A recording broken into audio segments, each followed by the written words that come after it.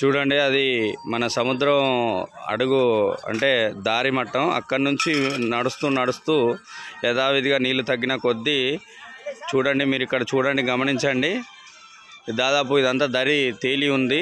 ఇక్కడికి చేరుకోవడం జరిగింది. చూడండి, ఇక్కడ హరహర మహాదేవ్ స్వామివారు, ఇక్కడ పంచపాండవులు స్థాపించినటువంటి శివలింగాలు ఇక్కడ ఉన్నాయి. చూడండి, ఇక్కడ చూస్తున్నారు కదా, మీరు గమనిస్తే మనం ఇక్కడ అబ్జర్వ్ చేస్తూ ఉంటే కనిపిస్తూ ఉంటుంది. ముందుగా ఇక్కడ గణనాథుడు ఉన్నాడు. చూడండి, ఇక్కడ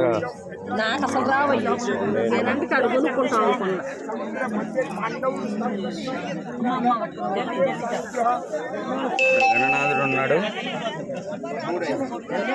తర్వాత ఇక్కడ అమ్మవారు కూడా కొలువై ఉన్నారు. తర్వాత చూడండి, ఇక్కడ అంజనీ సుతుడు శ్రీరామ భక్తుడు శ్రీ ఆంజనేయ స్వామి కూడా కొలువై తీరు ఉన్నాడు. చూడండి, ఇక్కడ భక్తులు కూడా చాలామంది, చూడండి, తెలుగువారు ఉన్నారు, అందరూ ఉన్నారు ఇక్కడ. చూడండి, హరహర మహాదేవ్ స్వామివారు ప్రతిష్టాపించినటువంటి శివలింగము ఇది ఒకటి. చూడండి, మన భక్తులు, తెలుగు భక్తులే ఈ కవర్ తీసుకొచ్చి ఇక్కడ అభిషేకం చేసి కూడా కవర్లు కూడా వేస్తున్నారు. ఎంతో పవిత్రంగా మనం పూజించుకునే దగ్గర కూడా కవర్లు వేయడం చాలా బాధాకరంగా ఉంది, కానీ తప్పదు. చూడండి, చూడండి, హరహర మహాదేవ్ శివ సన్నిధిలో ఉన్నాము. ఇదొక శివలింగం, పంచపాండవులు స్థాపించినటువంటి లింగంలో ఇదొకటి.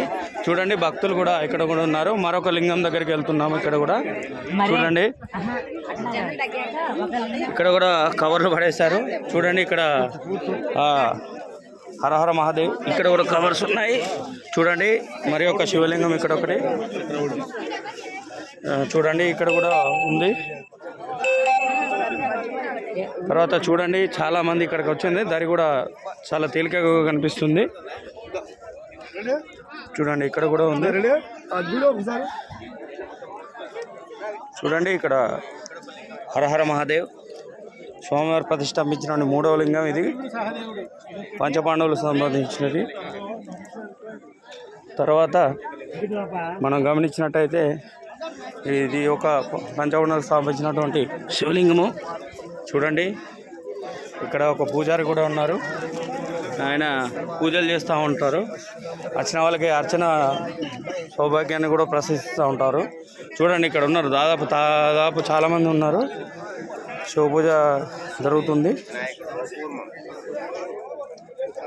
తర్వాత హరహర మహాదేవ్.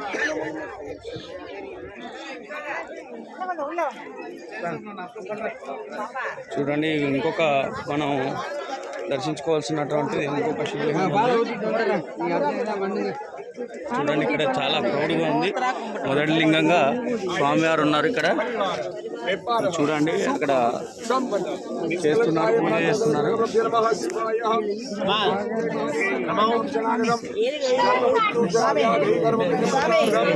స్వామివారు ఇక్కడ ఉన్నారు.